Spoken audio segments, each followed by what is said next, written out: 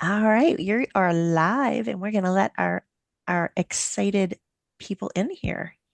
Got a bunch of people in the waiting room. We'll give them just a moment to squeeze through the door, and want to welcome everybody today to this special Friday edition of the Friday webinar series. I am not going to take up any time for those of you who have been here before. I'm not going to take up any time today. I am going to turn it over directly to Amanda Major, who is going to kick us off today. And then she's going to introduce her other friends who are here to pitch in and share some other information. So, Amanda, it's all yours. Thank you so much, Valerie. We're excited to be here for the USDLA Friday webinar.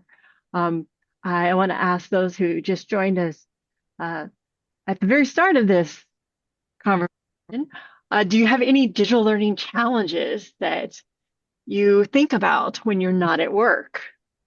And maybe it's one that keeps you or your leadership up at night. I mean, it's pretty common.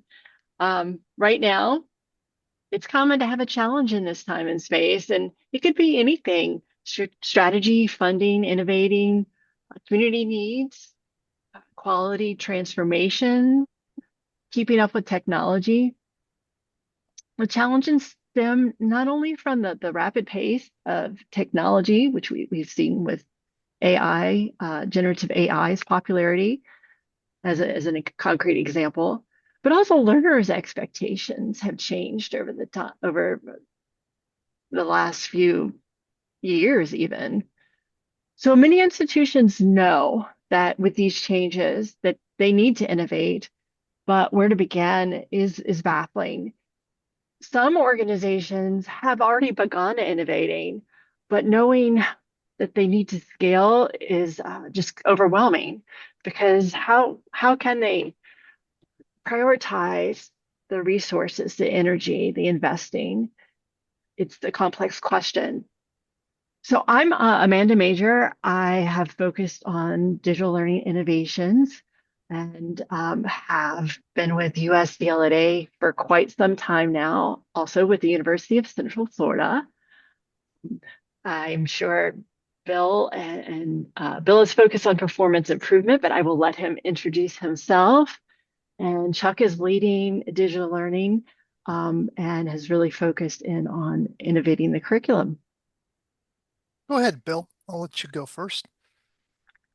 Afternoon, all. I'm down here in Louisville, Kentucky, and I've been on my own for 11 years. But in the learning space, I'm a chief learning officer in my past. My academic times, I ran an online competency-based program for the community college system here in Kentucky.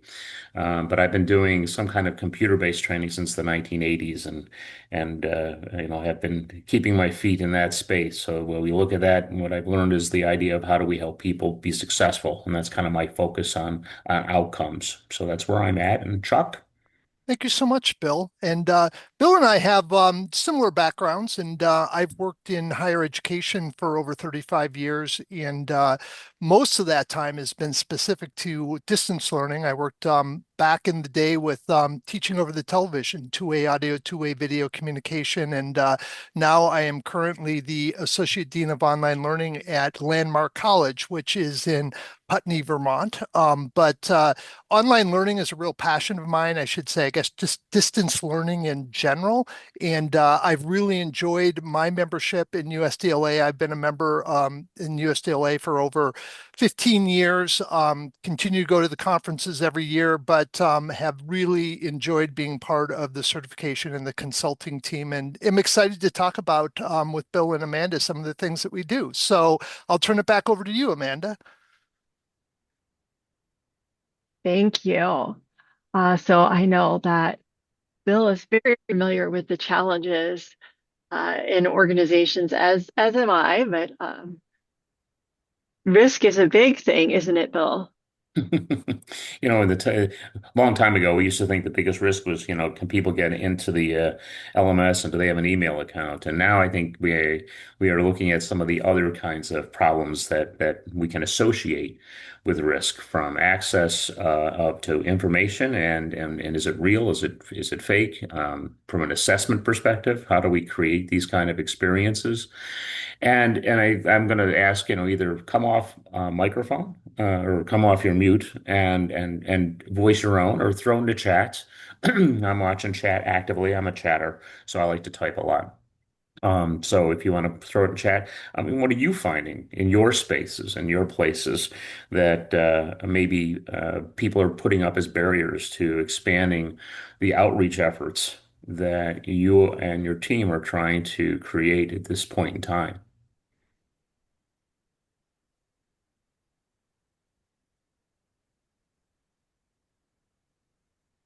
May I go ahead and advance the slide so as not to scare everyone with the flashing That and the really haunted is. house? Okay, there we go. Well, these are some of the answers we thought you might say, and these are some of the areas that people have been expressing.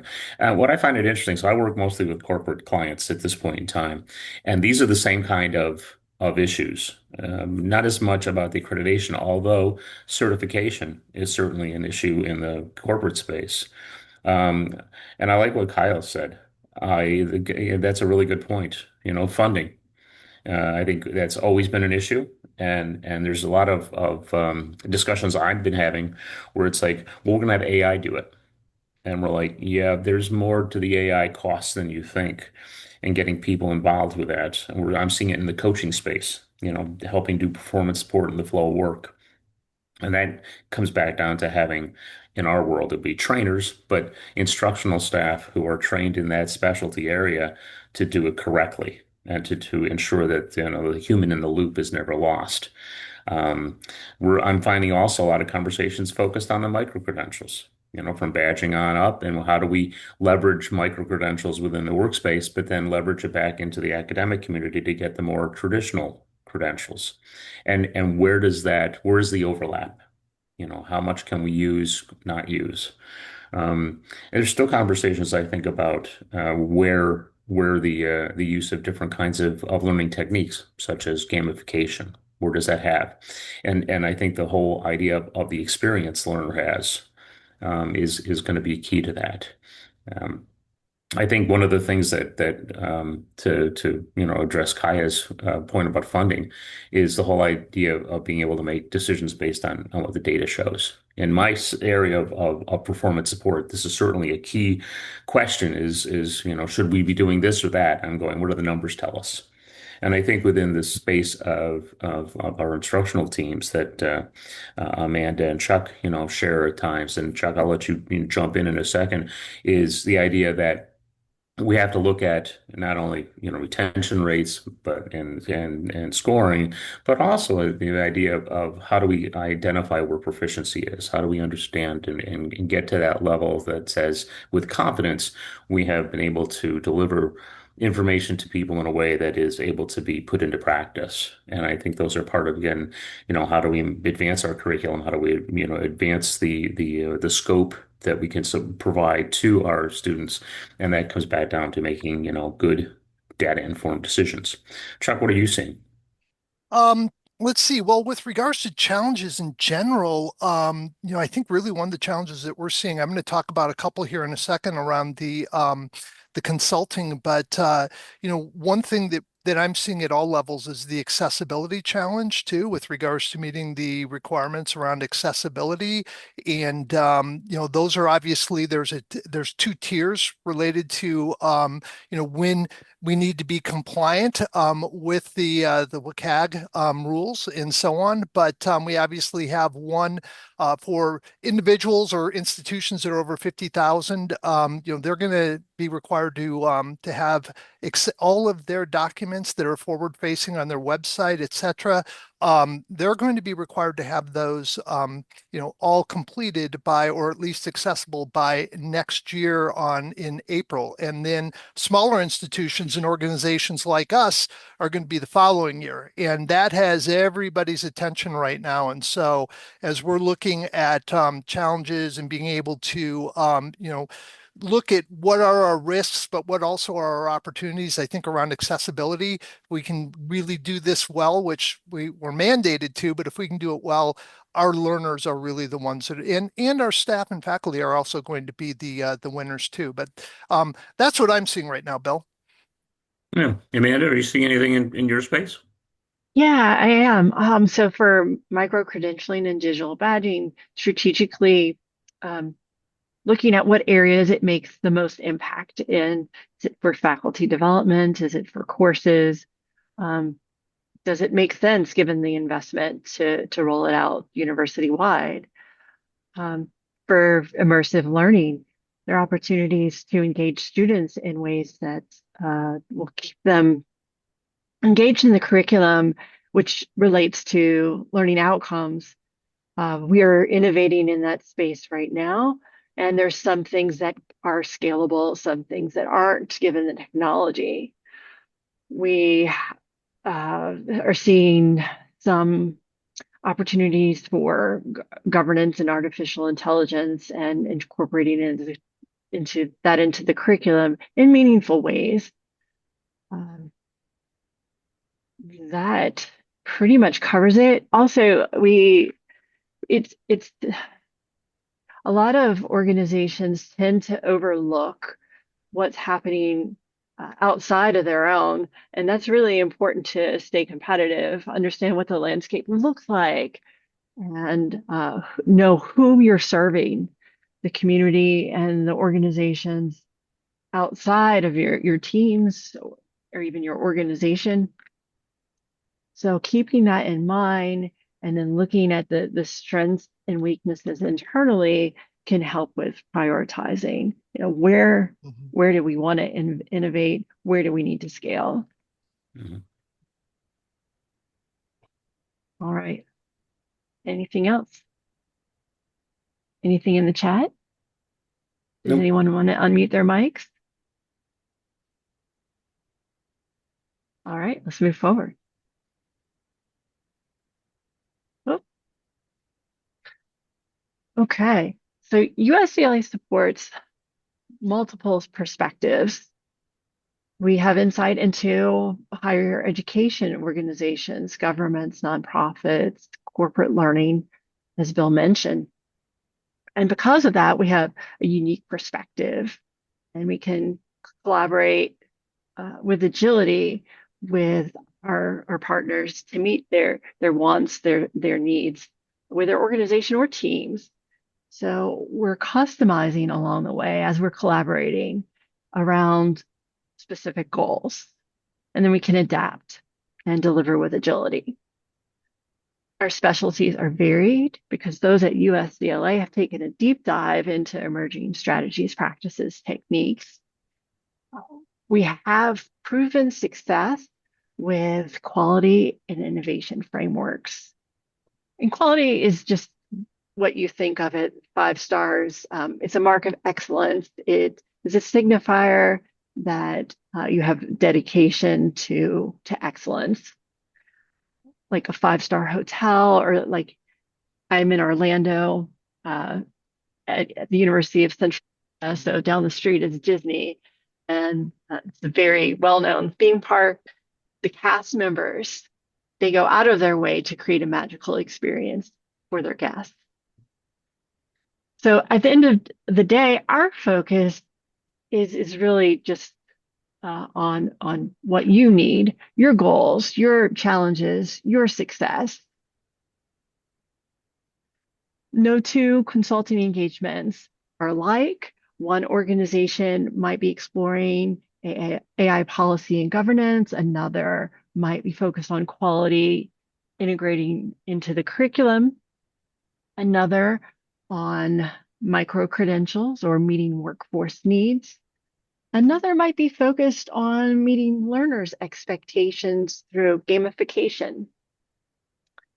So what we do is we begin with organizational or team goals, and we work toward practical solutions in a collaborative way. I know that Chuck wanted to touch on the areas that we know is high quality when we collaborate and assess and improve alongside with you.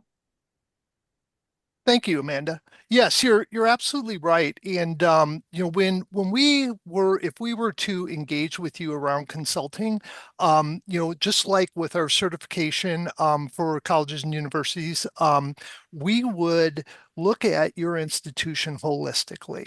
And I think what's really important to note is as you look at this pyramid and you see the four areas that are listed there. I think it's really important to know that we really dig into each one of those categories or each one of those areas within your institution to get a holistic or take a holistic approach to the consulting. And so if somebody came to us from academics per se and said we'd like to work on an AI policy, the ask can come from anywhere, but specifically we would be looking at your leadership. We'd be talking with your leadership, not only your president, your vice president, or others that we may be able to spend time with. We'd also be looking potentially at your board of trustees, though, and we would be trying to find information or garner information around whatever the task may be, and in what are their views, what are their goals, looking at the mission and the vision and the board of trustees, et cetera, as I said. But the other pieces that we'd be looking at too is we'd be looking at just below that learner affairs or the what are supports, how are the supports provided to your students right now from the standpoint of what types of activities, what types of input can we get from learner affairs? Let's say if we were going to be developing an AI policy, what are they seeing from the students?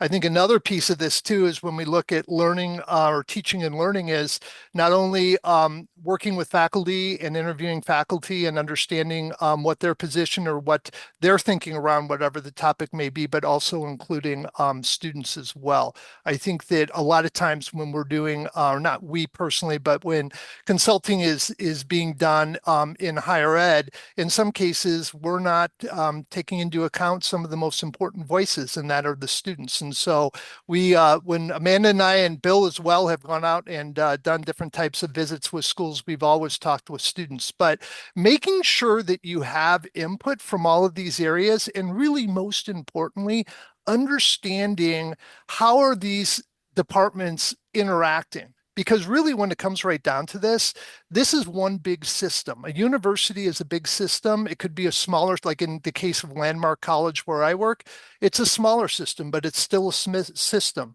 And so all of these components need to work together. And I think that what we've found as we've moved forward through consulting and our certification is that in order to really work or operate at a high level, all of these areas need to be communicating and they need to be working harmoniously. And, when you look at student affairs, you could have a great program, but if admissions and financial aid isn't doing what you need them to do to support new enrollments, that is a challenge. And so it's like we will go out, we will talk with everyone, we would look at folks and in these different areas or look to them for data, and the information that we would provide to you would not only be specific to one of these areas, but holistic as to how we think the approach would work best.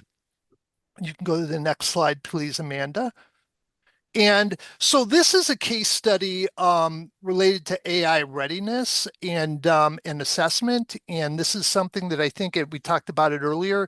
This is really something that is on the forefront of everybody's mind. And I am actually in charge of our AI policy committee here at Landmark College, and so I'm living this right now, and will be doing so here in the fall. But what this, I guess, one thing I wanted to note about this case study specifically is, this is a case study specifically around a policy, and then the next one I'm going to share is around a program. So I guess really when I bring that up, I just bring that up from the standpoint that, um, you know we can consult, and we talked a little bit about this earlier. We can consult at many different levels on many different topics. But if we were to come in and we were to talk to you about, developing an AI policy or integrating AI readiness within your organization, we would identify what the challenge is. We'd obviously want to set some goals and objectives, but we would also want to do a current assessment, or assess where you currently are as an organization. And that's when you go back to that slide that was just up before when I was talking about systems. What is how does everybody feel about AI? Where is AI at? Thank you, Amanda. And or I shouldn't say where is AI at, but what is the general feeling about AI, and getting all these different pieces of input. Great. You can go back if you don't mind to the next slide, or this slide. Great. No, I'm sorry. You can go back to the. I apologize. There you go. But either way, though, I think what's really important though is that we'll come in. We'll do that current assessment, or assessment of where you currently are. We will also provide a strategy, and provide recommendations, and a roadmap, so to speak, as to, after we've had these discussions, where do we see, or where is the path for your organization moving forward around this? And then we would obviously provide information around implementation. We can assist with that as well. We're always available for questions moving forward. And then obviously we would come to the end, and we would also help you look at the results. And also, if you wanted to continue with us, we could help go back and do some remediation or some modifications moving forward. But that's just one example of what we would do. But this would be more in a policy situation. But if you go to the next slide, Amanda, this would be more programmatic. And this is another big topic with regards to micro-credentials. And we're actually rolling those out here at my institution now. And we've had to go through a lot of this on our own. But I think really what the difference is here is that when we would come in and we would do, so we would, if we would consult around micro-credentials, when you look at the difference between micro-credentials and say AI policy, looking at the micro-credentials, we would want to do a market review. We would also obviously want to know what is the appetite, or what is the strategy currently around micro-credentials, and or at least the feelings of individuals on campus around micro-credentials. And that would help us moving forward with regards to coming up with a growth strategy, and then also looking at workforce alignment. Who are you going to be pointing these towards? Going back, obviously, what is the market there? I think one thing I will say about micro-credentials is here at Landmark, we see value in them, and I think that a lot of other institutions do. But they're a challenge to roll out, and I think a lot of I think a lot of institutions have thought it was a build it and they will come, and I think that it's a little more challenging than that, depending on what your focus is. And that's why I think consulting with an organization like us, as Amanda said, that can bring in a lot of different input from different areas, because you might not, Bill and Amanda and I are the main people on the committee that have done a lot of this research, and or I should say consulting. But there's other experts in our organization specific to AI, specific to micro-credentials, that we can bring in too. But really, the big, what we want you to do in the end is we want you to be successful. And so by bringing up these two different case studies, I think really what we tried to do was just give you an idea. Is like, it doesn't matter if it's a policy, if it's a program, if it's staffing questions, those types of things, we can help in all those different areas. So I'll turn it back over to you, Amanda. Thanks. And I'm going to ask Amanda if you would go forward two more. Yeah, sure. There's method in my last minute madness. Because one of the things that Chuck said, I realized this was out of order. Because one of the things is we went through the case study. I want to make sure that one of the things that this team brings to anyone is how the process works, and it starts with a conversation. It starts by us listening. We listen to stakeholders, we listen to students, we listen to administrators, we listen to faculty, we listen to the external and the internal. And at that point in time, as a collaborative team, we we describe what success is going to look like. What is the ultimate goal? And then we also put in place, how do we measure that success? What are the metrics that will be used by whichever stakeholders are involved in this process? And then we go take a look, as Chuck just kind of went outside, in these examples of what we're going to look at, the assessment, benchmarking, all the kinds of things, and then kind of create the next steps that come into that play and that comes through in terms of recommendations, in terms of activities that can be done, workshops, to help faculty to move forward, governance models. And that's when I'm going to come back and think about it. And now, Amanda, if you go back to, because what you'll get out of this are the things that you can use. They're not just ideas, they're not white papers. They're things that can be put into place. And you don't do it alone. You have a partner.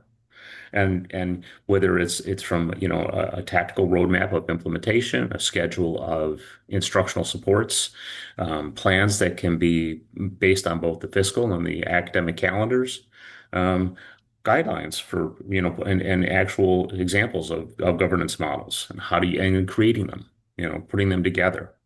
Um, and it is a more holistic approach because every place is different. And I think that's one of the things that kind of comes into the play is that the difference that this team brings is there's not one set solution. I mentioned earlier, I'm an independent, but I had done work with big ones, the names out there. And one of the challenges I found was they have a set. Here's our deliverable. Here's our process. And this is where you're going to fit into our box. And not everybody fits into the same box. Most don't, and they kind of squeeze them in. And I never liked that whole process. So what I learned when I started working, as a chief learning officer was every group within the organization had their own areas where they needed help, supporting their people, training their people, developing their people, and a manufacturing group had a different set of leadership challenges in developing supervisors and managers than the IT team did.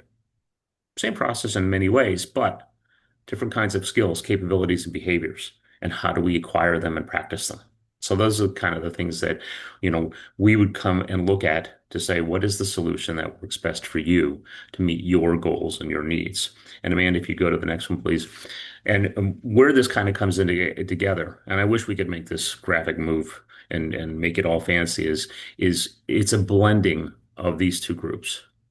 It's the idea that in the context of what the organization that you have, we can bring new ideas and see if there's ways to expand on them, to leverage them. And in terms of maybe, the relationships that you have already built within your organization, but seeing ways that perhaps we can bring in our expertise to say, have you asked them about this? One of my favorite parts, because I was a CIO earlier in my career. And so one of the things I tend to ask questions is what kind of tools and platforms do you already have? Because many times they're not leveraged as fully as they could be. And so how do we find ways to say, hey, let's go ask them these questions. Maybe we don't have to go through the whole purchasing cycle. Maybe it's already here. We just never turned that part on before. And because we were outside, we have a lot of options within, groups and connections that we have both in the association and both and as well as professionally to do benchmarking, bring it back to you. And that creates that chance to take your organizational knowledge and see where it is in terms of peers and competitors within your own market space. And it allows us to ask some questions too to help, bring a level of objectivity. But it's done together. It's not done in a vacuum. It's done as a team. And it's the idea that I think this group brings the partnership is a key component of the process and the services that we bring together.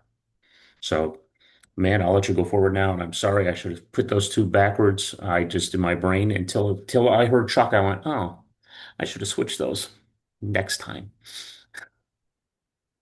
So the question comes down to is, Thank you. what can we help you Yeah. guys do? At least talk about. We always like to talk out loud too.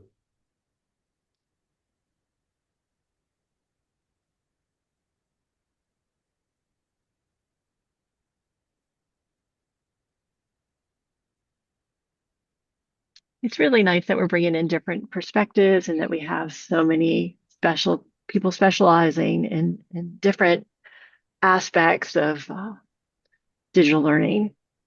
I myself, I've worked across several sectors, K through 12, corporate, doing volunteer work and leading nonprofit work. But most of my time has been just like Chuck's, been spent in higher education, all in digital learning though.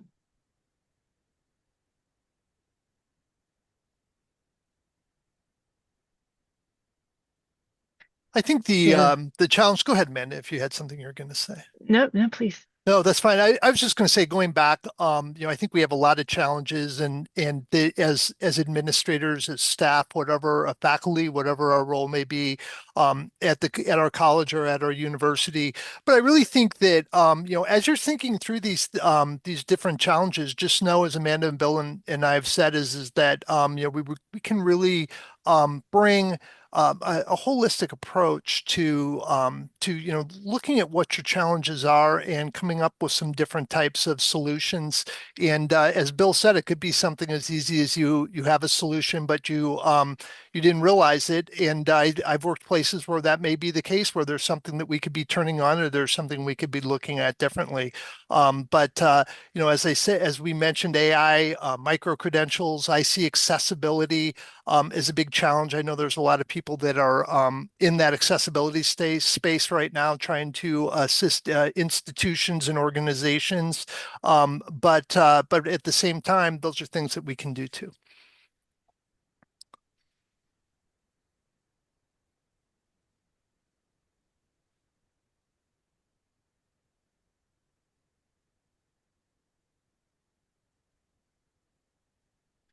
It's interesting what can be uncovered during the assessment part, and then Mhm. also at the lining metrics, and then bringing those to light, showcasing accomplishments. Um,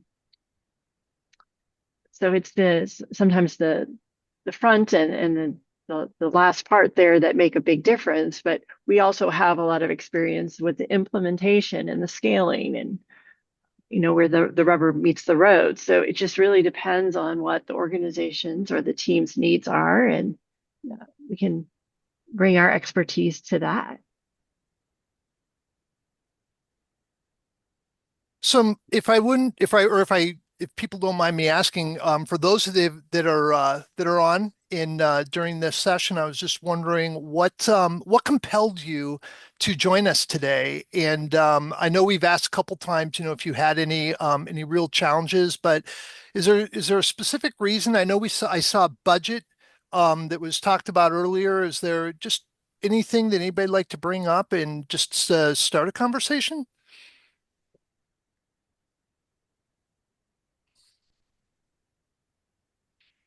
So there was a question about the different um, collaborators we've had. Mm-hmm.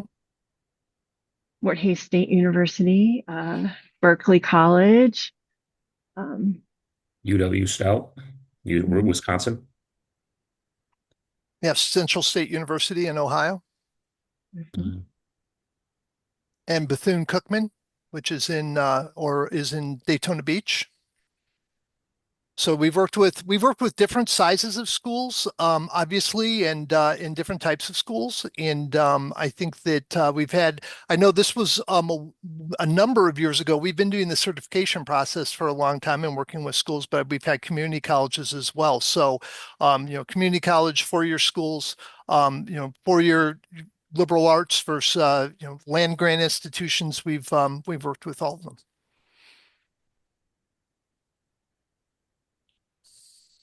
And I see your question, Gerald. And I think the issue is that, we look at this as a process of from an instructional process and not specifically about like a AI certification. Um, we look at more as like the process that you would go through to certify a insert topic. Um, so I don't, I'm afraid if we gave that off ahead of time is that this was just a AI or topic. I apologize for that. We do have things coming out though about our feelings about AI. So you should stay tuned for that. There's a policy team putting some information together that will be shared soon.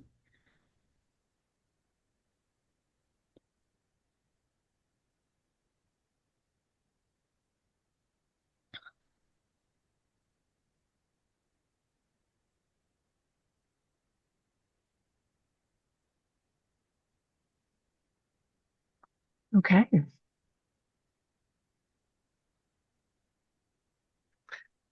Well, whether planning, innovating, scaling, transforming, showcasing your outcomes, um, your accomplishments, wherever your team is, wherever your organization is, wherever your leaders are, USLA, we have the breadth as well as the depth to collaborate with you and partner with you on your goals, your challenges, and your success. So our consulting efforts aim at navigating the current landscape while maintaining alignment, strategic alignment within your organization, whatever that looks like, with quality and also with meaningful outcomes. So we want to show effectiveness, and we definitely will have the metrics, the qualitative and quantitative um, evidence to do that.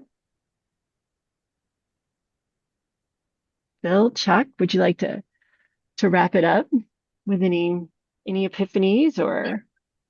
You did a lovely job.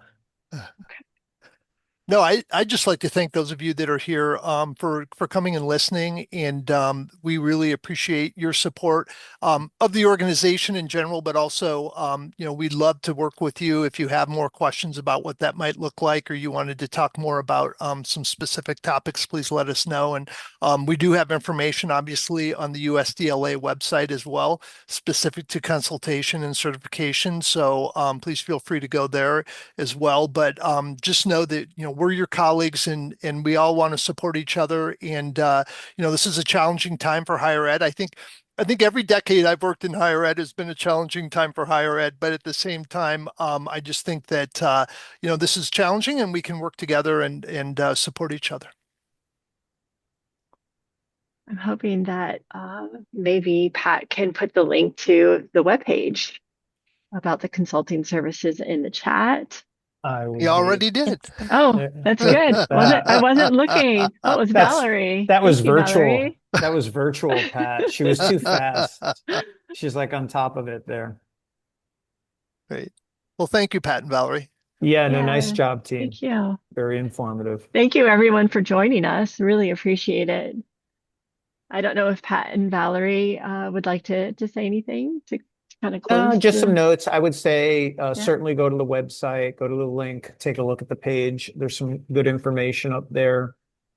And there's a consultation form if you want more of a in-depth one-on-one consultation. Happy to do that, not a problem. The team is more than happy. A lot of the programs are customized for the organization.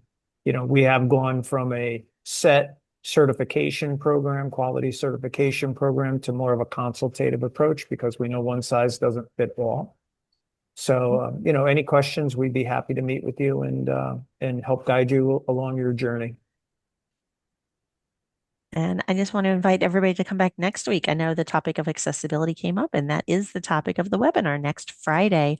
We have somebody coming in to discuss the accessibility toolkit that was built at their institution. So you probably don't want to miss that. Awesome. Sounds awesome. All right. We have it all at USDLA, it sounds like. That's right. We try. All right. All right. Thank you, everybody. Thank you. Good seeing everyone. Absolutely.